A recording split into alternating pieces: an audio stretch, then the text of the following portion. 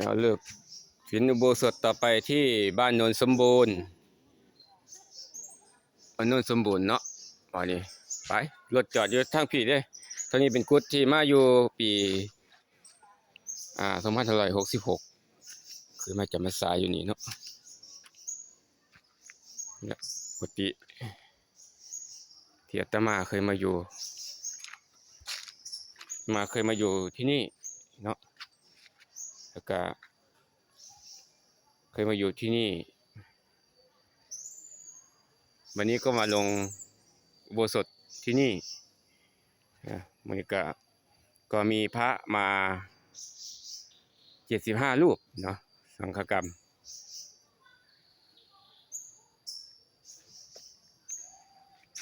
ต้นไผ่พี่น้องหลายโอ้ต้นไผ่อย่าโยนทั้งหลายนี่ละที่อยู่นี่ละก็หลังจากนี้เป็นปราสาทไปทั้งทีรถกระจอยทั้งทีหรอวะกูเรื่องนี้แหละที่เคยมาจำพรรษาอยู่มาอยู่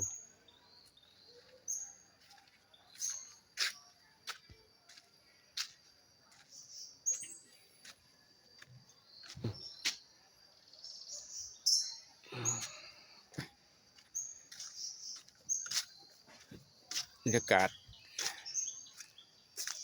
เคยมาอยู่เคยมาอาศัยวัด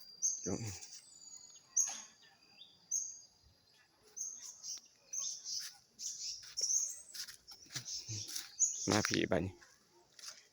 บรรยากาศโอ้ฟ้าครึ้มบ่นี่โยมมาหลายผักมึนปลาโมนี่เคยเปลี่ยนได้นี่ขึ้นมาอีกแล้วตะกี้โอ้ยปลาโมนี่เคยเปลี่ยน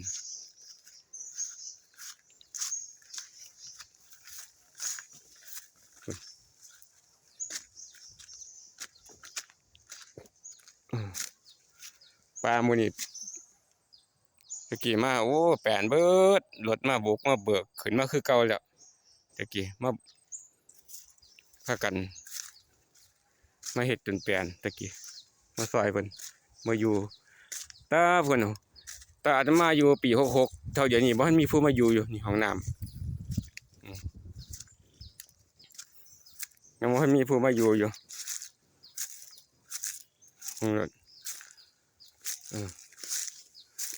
บ่ทันมีไผมาอยู่นี่บ่ทันมีบ้านประตูครับปานนี้แล้วก็บ่มีไผมาอยู่นี่ห้องก็ได้ไม้ก็ได้เท่าปานนี้แหละ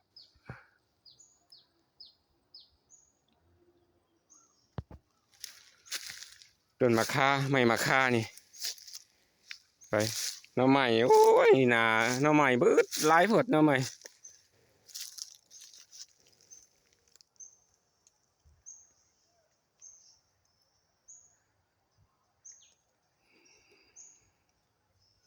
ดูแบบสงบร่มรื่นวิเวกเนาะพอดีมาดูเงียบเด้อนี่รถก็บ่มีผ่านจากนี้ไป2 กิโลพุ่นน่ะ